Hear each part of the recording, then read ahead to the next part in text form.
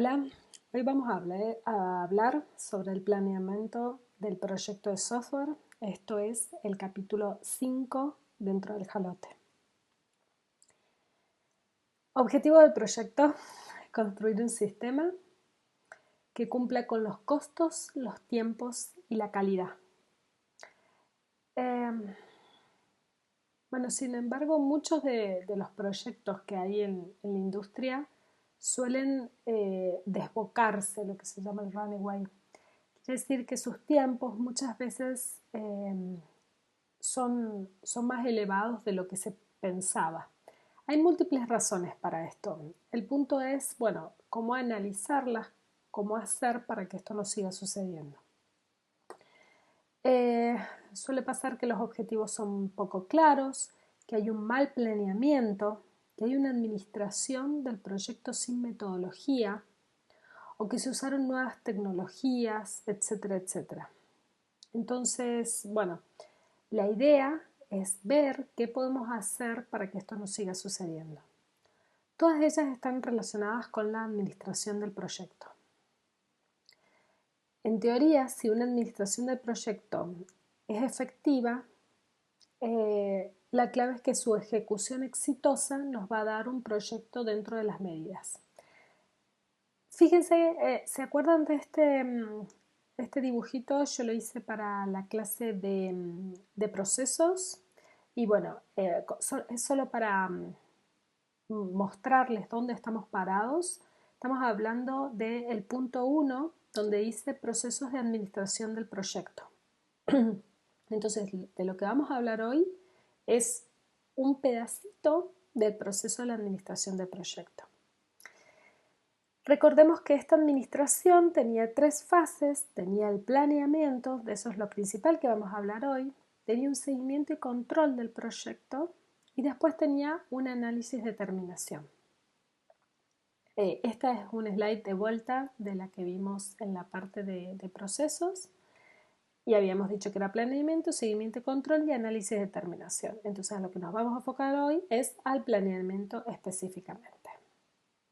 El planeamiento se realiza antes de comenzar el desarrollo propiamente dicho del proyecto. Si se acuerdan, este es el slide que habíamos visto en aquel entonces. Fíjense que tenemos el planeamiento previo al proyecto en sí, donde se sigue la parte de monitoring y control. Requiere como entrada los requerimientos y la arquitectura. No es necesariamente que estén completamente cerrados, pero esta es lo ideal. Durante el planeamiento se planean todas las tareas que la administración del proyecto va a necesitar para realizar. Y durante el seguimiento y control, esa parte que estaba junto cuando el proyecto se va ejecutando, el plan de lo que dijimos que íbamos a hacer es ejecutado y en teoría actualizado. El planeamiento tiene 7 puntos, que son los 7 puntos que vamos a ver ahora. Son todos específicos y se van a dar cuenta que muchos de estos puntos les van a parecer, van a tener relación con lo que hacen en la parte práctica con los otros profes, porque muchos de ellos ya los están haciendo. Entonces tenemos un planeamiento del proceso. Ahora vamos a hablar específicamente de cada uno de estos puntos. Una estimación del esfuerzo, una estimación de tiempos y recursos, un plan para la administración de la configuración, un planeamiento de la calidad, una administración del riesgo y por último el plan para el seguimiento del proyecto. Vamos a ver el primer punto. Planeamiento del proceso.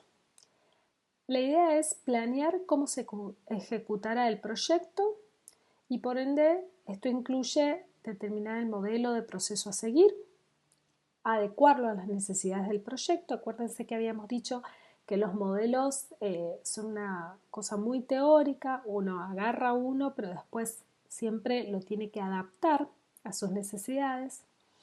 Definir las etapas, criterios de entrada y salida para cada etapa y actividades de verificación a realizar en cada etapa. Por último, definir las metas parciales o milestones, que de eso me imagino que ya han estado haciendo en el proyecto. Cada una de estas metas parciales se utiliza para analizar el proceso del proyecto. Ya van a ver que en muchos momentos vamos a ir y vamos a mirar cómo van las milestones. Estimación del esfuerzo. Dado un conjunto de requerimientos, es deseable, no solo deseable, sino también necesario, saber cuánto costará en tiempo y en dinero. Importante para la factibilidad del proyecto, para analizar los costos y los beneficios, para hacer una oferta de cuánto va a salir un proyecto, etc. Esto es fundamental, es donde más errores hay. Sin embargo, bueno, es algo que uno lo va aprendiendo con la práctica. El esfuerzo se mide usualmente en personas mes, eso creo que ya lo hemos nombrado, considerando la recarga de costos por persona.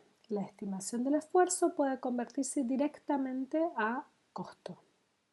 La estimación del esfuerzo es clave para el planeamiento. De ello dependen los tiempos, los costos y los recursos. En general, acá los recursos más importantes pasan a ser los humanos.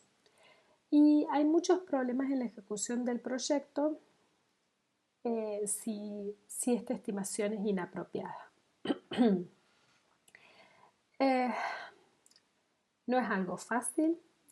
Como les dije, en general la práctica nos enseña a hacerla. La estimación en general, uno comienza con una estimación tentativa y a medida que se va avanzando en el proyecto, la idea es volver a estimar y cada vez acercarse más a la realista. Las estimaciones más tempranas son más propensas a inexactitudes y a medida que avanza el proyecto, en teoría uno se va acercando a la estimación ideal. Con los años uno va aprendiendo ciertos errores que uno comete al principio. Pero bueno, nosotros vamos en particular a ver un método, el método COCOMO, es un método muy conocido. Lo interesante de este método es que es una estimación con un error del 20% en el 68% de los casos, y uno a priori podría creer que esto es malo. Sin embargo, es un muy buen pronóstico pifiarle solo por 20, pongámoslo así. Un modelo intenta, construcción de los modelos, discúlpenme.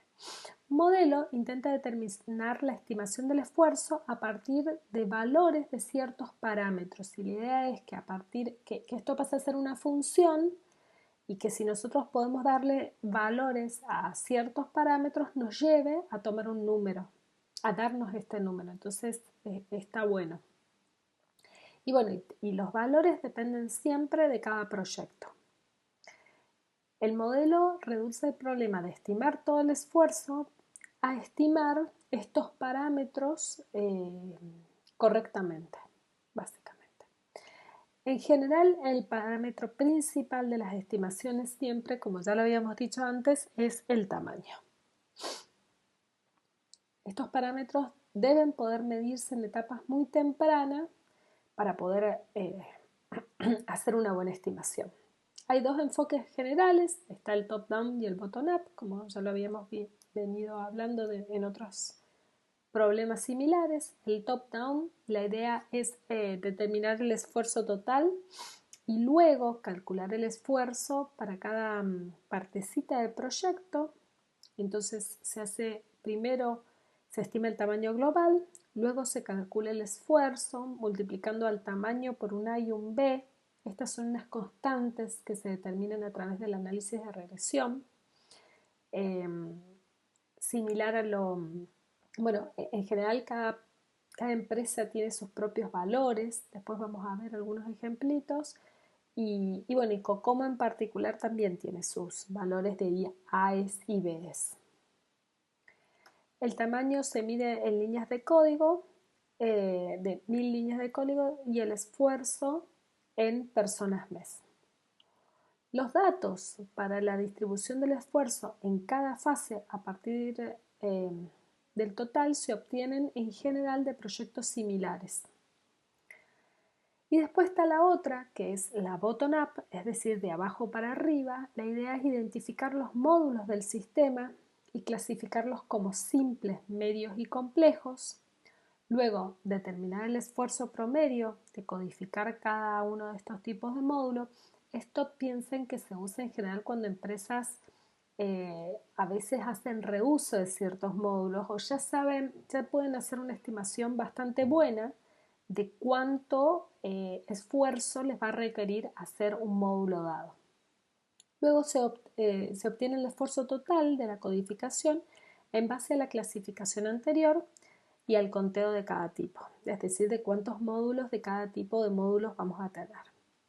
Se utiliza la distribución del esfuerzo de proyectos similares para estimar el esfuerzo de cada tarea y finalmente el esfuerzo total es obtenido refinando los estimadores anteriores, es decir, puede ser de que uno se dé cuenta que hay pequeños detalles que va a haber que cambiar. El modelo COCOMO en particular, como yo les dije, es muy conocido. COCOMO viene de Constructed Cost Model. Es un enfoque top-down, es decir, la idea es que primero tiene un valor muy general y después nosotros vemos cuánto esfuerzo nos genera cada módulo. Utiliza el tamaño ajustado con algunos factores y tiene a grandes rasgos estos 4 puntitos. Primero, obtiene el estimador inicial usando el tamaño, y es un tamaño inventado, claramente. Después determina un conjunto de 15 factores que están subdivididos, ahora los vamos a ver, de multiplicación representando distintos atributos del sistema. Luego ajusta el estimador de esfuerzo escalándolo según el factor de multiplicación final y por último calcula el estimador de esfuerzo de cada una de las fases principales. Les puedo decir que el punto D es el que más se olvidan de poner en el parcial, por favor, no se lo olviden. Bueno, entonces, ¿cómo empieza? Primero obtiene el valor E sub I para cada sistema. La idea es que el tamaño es un tamaño inventado a esta altura, pero un tamaño que uno cree que tan grande va a ser el sistema. Y A y B están dados por esta tablita que, por supuesto, no se tienen que aprender de memoria los valores de la tablita. Perdón, pero yo sigo a punto de estornudar todo el tiempo. Sin embargo, sí tienen que entender cuándo uso qué A. Entonces, si yo al sistema creo que es relativamente simple y es desarrollado por pequeños equipos o por equipos que ya han desarrollado muchos sistemas similares, lo voy a considerar lo que se llama orgánico, es decir, un sistema sin grandes complicaciones. El semirrígido es la mezcla entre los dos, entre un orgánico y un rígido. Y por último, un rígido son sistemas ambiciosos y novedosos, con complicaciones, con altos requerimientos, con cosas complicadas o cosas que la gente que lo va a ejecutar tal vez no esté tan cómodo de haber trabajado con ello. Entonces, yo elijo de qué estilo de sistema voy a tener, decido si voy a hacer un sistema más bien orgánico, más bien rígido, o no me queda claro, y elijo estos A y estos B y multiplico obteniendo al E. Luego hago el punto B, que es determinar estos 15 factores, y fíjense que están distribuidos en 4 subgrupos: los atributos del software, los atributos del hardware, los del personal y los del proyecto. De vuelta, estas listas, apréndanse 4 o 5 y estamos. Pero bueno, está bueno entender que es como detalles que yo quiero de mi sistema y quiero saber si ellos van a estar o no. Entonces, ¿qué es lo que para cada uno de ellos existe esta tabla? La tabla me dice para cada uno de los valores, bueno, si está muy bajo en presencia, si es una presencia normal, o si está bajo, si está alto o muy alto o súper alto. Fíjense que no todos los valores están llenos, es decir, no siempre puedo elegir eh, cada uno de estos factores y si están muy extra alto o muy bajo, no todos lo tienen. Sin embargo, la idea es elegir dentro de los que existen, porque es una multiplicación y por ende a la hora de multiplicar no puedo ponerle cero, ¿ok? Simplemente pongo si su existencia como la pondero. También, detalle, fíjense que esto no hace la experiencia. Uno al principio puede hasta elegir incorrectamente el valor. No puede creer que alto significa algo y después se da cuenta que es súper normal y cosas por el estilo. Es decir, la experiencia nos lleva a hacer esta multiplicación de manera correcta. Y ahí se obtiene el esfuerzo multiplicando a E por estos 5 factores, 15 factores. Y a esto se le llama el factor de ajuste.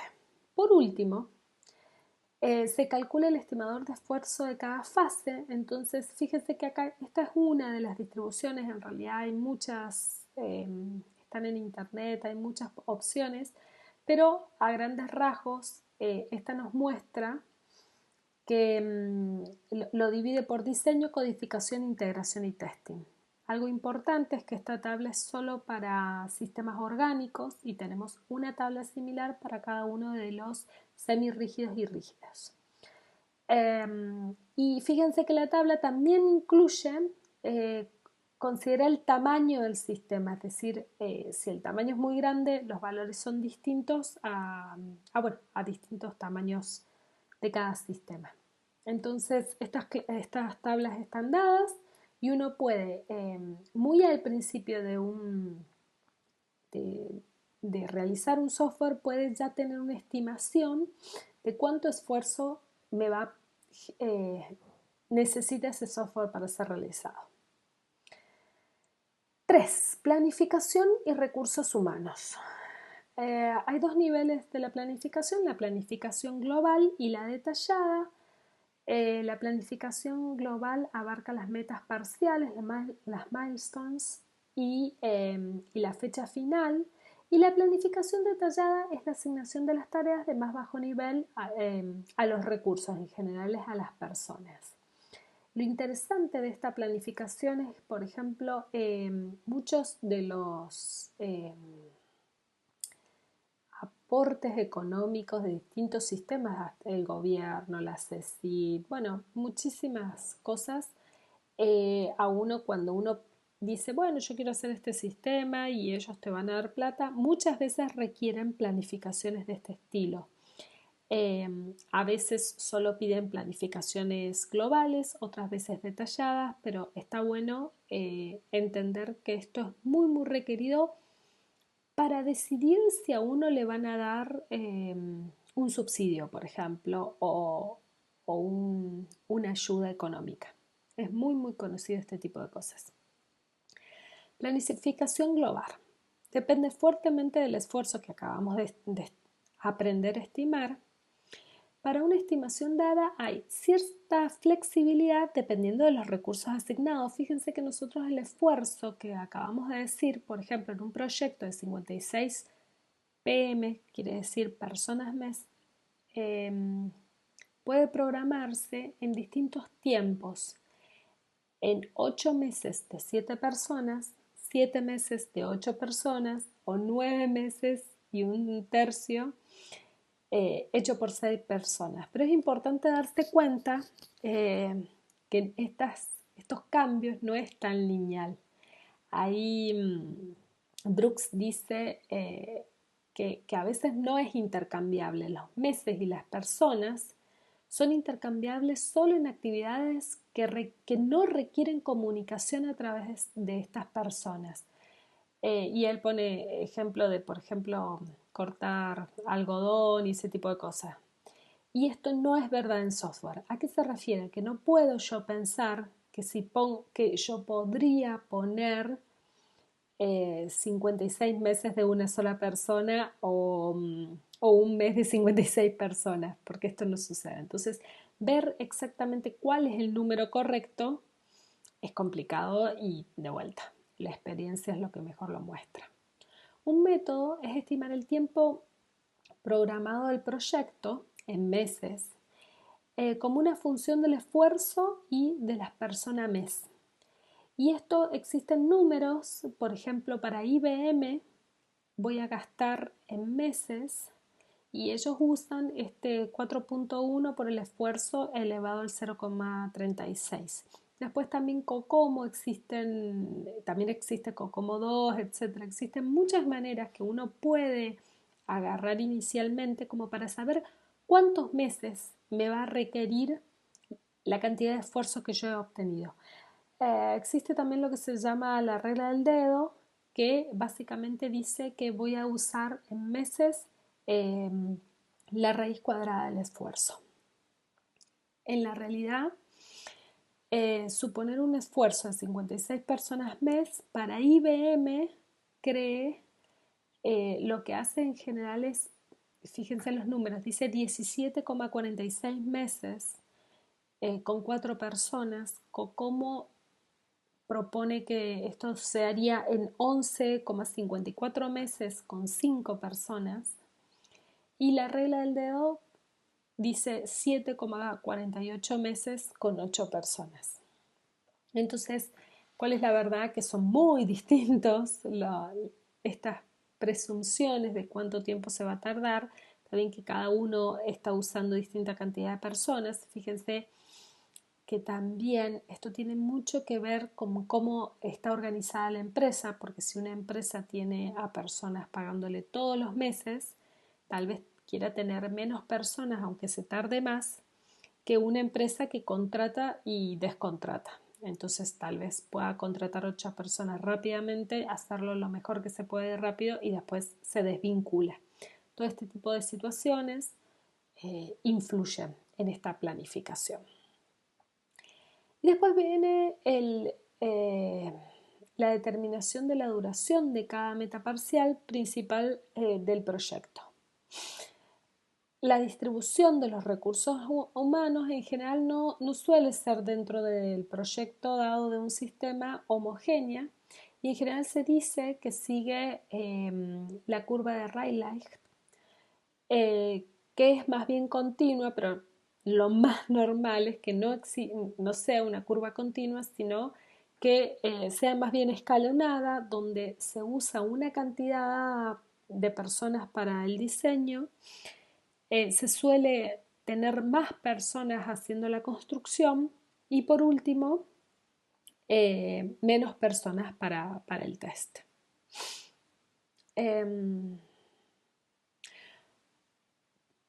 Con esta curva y la distribución de esfuerzos se puede determinar el tiempo de las metas parciales, que es nuestro objetivo, más o menos saber cómo vamos a ir avanzando. Entonces la distribución del esfuerzo y la distribución de los tiempos en las fases pasan a ser cosas distintas, porque tal vez, acuérdense de esta curvita, tal vez hemos contratado más gente y aunque el esfuerzo sea mayor, los tiempos sean distintos. Usualmente la etapa de construcción conlleva el mayor esfuerzo, pero no necesariamente la mayor duración. Como supone que el diseño va a estar en un 16%, que la programación un 62% y la integración, que acá también está incluyendo el testing, en un 18%. Después tenemos una planificación un poquito más detallada, que la idea es que las cosas, no me sale la palabra, lo que yo quiero diseñar suelen ser de duraciones mucho más cortas. Para alcanzar cada meta, muchas tareas deben llevarse a cabo y las tareas de bajo nivel, aquellas realizadas por una persona en no más de 2 o 3 días, a veces es hasta horas, es bien cortita, lo lleva esta planificación. Decidir las tareas, asignarlas, y siempre preservando la planificación de alto nivel, ¿no? Es un proceso iterativo. Si no se pueden acomodar todas las tareas, se revisa la planificación global, es decir, un intento de hacer una planificación detallada nos puede llevar a tener que cambiar una planificación global. Y en general va evolucionando con el tiempo. suele ser un documento bastante activo y es lo que de alguna manera los jefes miran para decidir, bueno, esta persona hizo esto, está avanzando, hoy no trabajó nada y ese tipo de cosas. Existen herramientas que ayudan para que uno pueda hacer este tipo de planificaciones y la idea es que cualquier actividad a realizarse debe quedar reflejada en la planificación detallada, es decir, debe ser explícitamente nombrado. Cada tarea tiene asignado un nombre, un esfuerzo, una fecha, una duración, los recursos que se necesitaron y el porcentaje de realización usado para el seguimiento. La planificación detallada debe ser consistente con las metas. Es lo mismo que veníamos hablando de consistente con la planificación global. Las tareas son subactividades de las actividades a nivel de metas, así que el esfuerzo individual debe sumar apropiadamente preservando la duración total. Acá tenemos un ejemplito de lo que es una planificación global. Fíjense que básicamente debajo de title tenemos más o menos qué es lo que vamos a hacer. Lo interesante es que tiene ya claramente una duración, en teoría de cuánto va a durar y qué días se supone que se va a empezar y qué días se supone que va a terminar. Las herramientas estas también nos permiten verlo de distintas maneras, son bastante cómodas y flexibles, existen muchísimas. Y acá tenemos fíjense, quiero volver un segundo ahí. Ahí está. Que si se fijan, eh, existe una manera de entrar a cada una de estos puntos que estaban en la planificación global y hacerlos más explícitos para ver la planificación detallada dentro de ese punto de planificación global.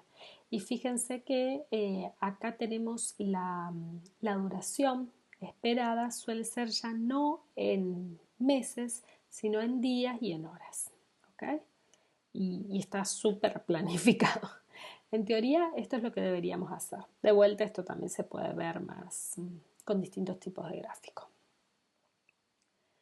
La estructura del equipo de trabajo. Para asignar las tareas en la planificación detallada es necesario un equipo de trabajo estructurado. Existen tres grandes tipos. Las organizaciones jerárquicas, que son las más comunes. Hay un administrador del proyecto con la responsabilidad global de todo.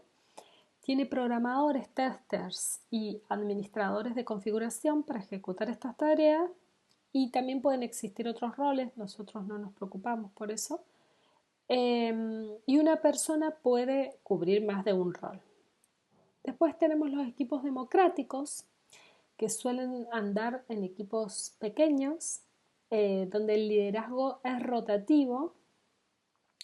Y después tenemos una que es lo más comúnmente moderno, que es para el desarrollo de grandes productos, pero se reconocen tres tareas principales: el desarrollo, el testing y la administración del programa. Cada una de estas tres tareas principales tiene un equipo y tiene un líder, y todos reportan un líder general.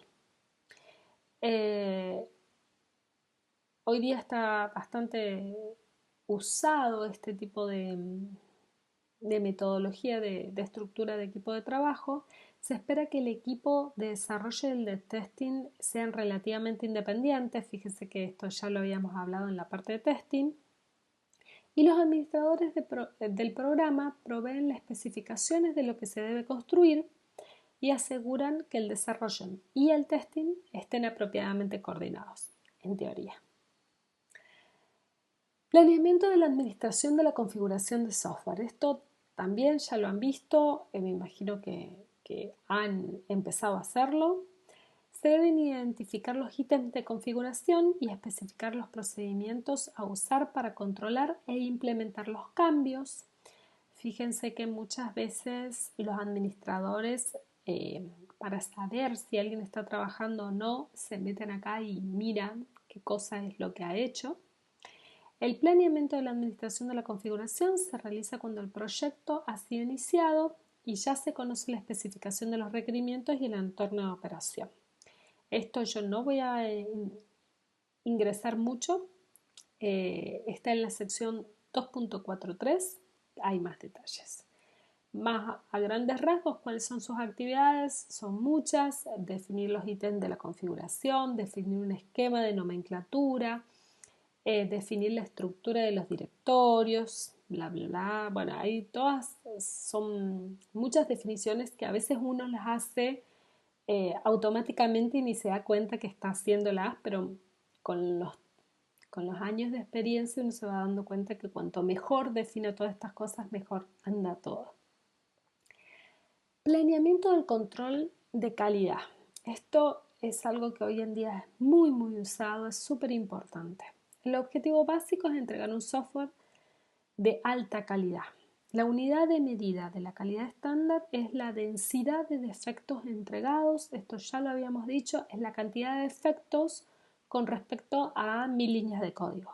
¿Qué es un defecto? Algo que causa que el software se comporte de manera inconsistente con respecto a los requerimientos o necesidades del cliente. De vuelta, un defecto muchas veces no es lo que uno cree que es un defecto, sino es una inconsistencia. Acá se pueden acordar del oráculo.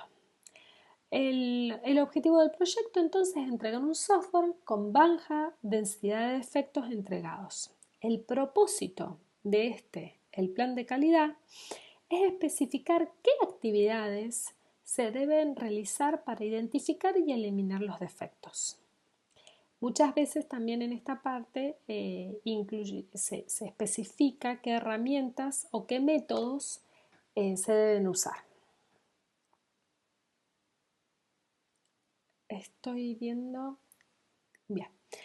Introducción y eliminación de errores. El desarrollo del software es una actividad altamente dependiente de personas, por ende, las probabilidades de errores son altas. Los defectos se introducen en cualquier etapa y tenemos que entenderlo a esto para poder atacar a cualquiera de estas etapas. Como el objetivo de la calidad es la baja densidad de defectos, los defectos deben eliminarse cuanto antes.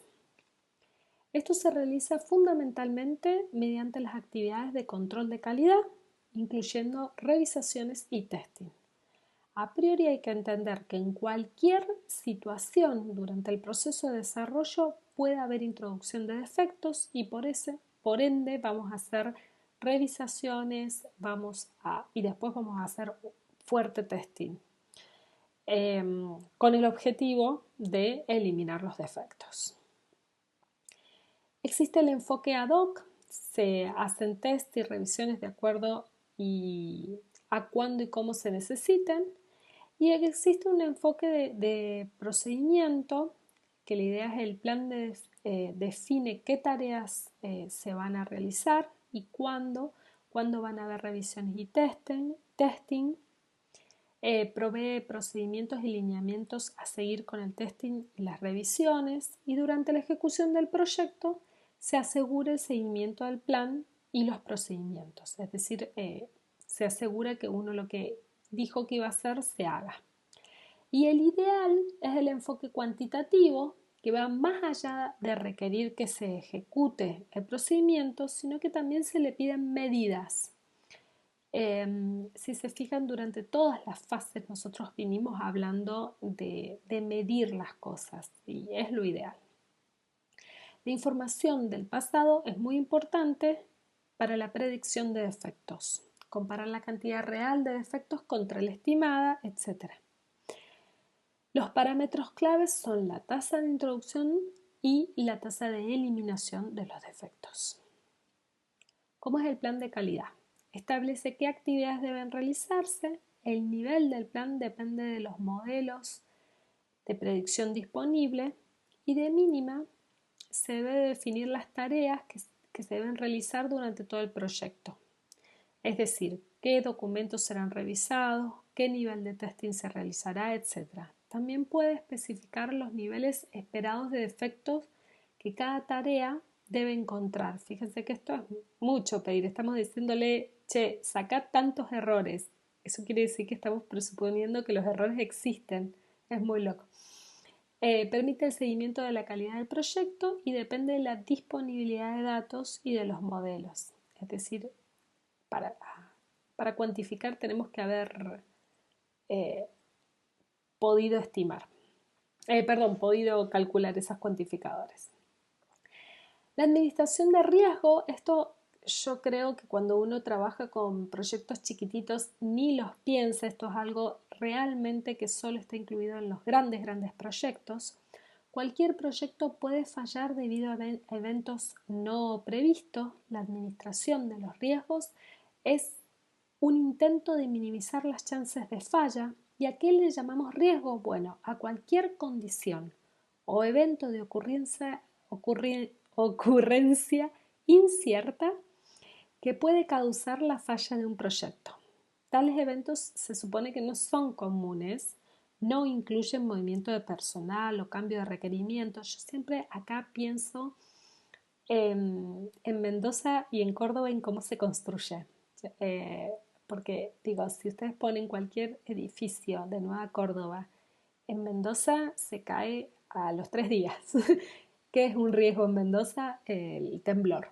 En Córdoba casi no tiembla. Entonces, existen leyes diferentes porque los riesgos que se cometen acá, que tenemos acá en la construcción, son inferiores a los riesgos que se tienen al construir algo en Mendoza. Y bueno, ese tipo de detalles que se ven muy claros en otras áreas, a veces en computación cuesta uno imaginarlos, pero existen. El objetivo de esta administración es minimizar el impacto de la materialización de esos riesgos. ¿Ok? Es suponer y hacer todo lo posible de tal manera de que si llegan a suceder, bueno, no afecten grandemente al sistema. Entonces, la administración del riesgo tiene dos grandes áreas. La evaluación, que es identificar, analizar y definir las prioridades de los riesgos y que se hace durante el planeamiento del proyecto. Y después el control de los riesgos se lleva a cabo durante la realización del proyecto y la idea es el planeamiento de la administración de los riesgos, la resolución y por último el seguimiento de los riesgos. Vamos a hablar mucho más específicamente de los primeros que de los segundos. Identificar un riesgo, identificar los posibles riesgos del proyecto, es decir, aquellos eventos que podrían ocurrir y causar la falla completa del proyecto. La forma de hacerlo es mediante listas de control, experiencia, brainstorming, etc. Acá tenemos una listita: personal insuficiente e inapropiado, tiempos y costos irreales, componentes externas, bla, bla, bla, software legado, existen muchos. Después se hace un análisis del riesgo y una definición de prioridades. Y acá, ¿qué es lo que se hace? Y bueno, se analiza eh, qué posibilidades tenemos de que eso suceda. Para eso se establecen las probabilidades de la materialización de ese riesgo. Entonces se hace lo que se llama el RE, que es el valor de exposición del riesgo y que lo que dice es la probabilidad de ocurrencia de este riesgo multiplicado por el impacto. ¿Sí? Entonces, el RE es el valor esperado de la pérdida debido a que el riesgo suceda. Y bueno, y se realizan planes para tratar con los riesgos que tengan mucho RE. Es decir, que tenemos mucha probabilidad de que realmente sucedan y que su impacto sea caro, básicamente. El análisis de riesgo y definición de prioridades, la idea es clasificar las probabilidades de ocurrencia como bajas, medias o altas, clasificar el impacto también como bajo, medio y alto, y después identificar los riesgos que tengan altas posibilidades de ocurrencia y que su impacto sea alto. Y bueno, la idea es mitigarlos o tratar de planear qué vamos a hacer si ellos realmente aparecen. Esta técnica funcionará bien para la mayoría de los proyectos pequeños y medianos. En los grandes tal vez haya que preocuparse un poquito más. Y después viene el control de los riesgos.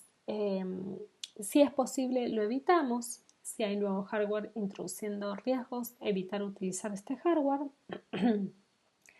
En otros casos, planear y ejecutar los pasos necesarios para mitigar los riesgos, definir las acciones a seguir en el proyecto de manera que si el riesgo se materializa, su impacto sea mínimo.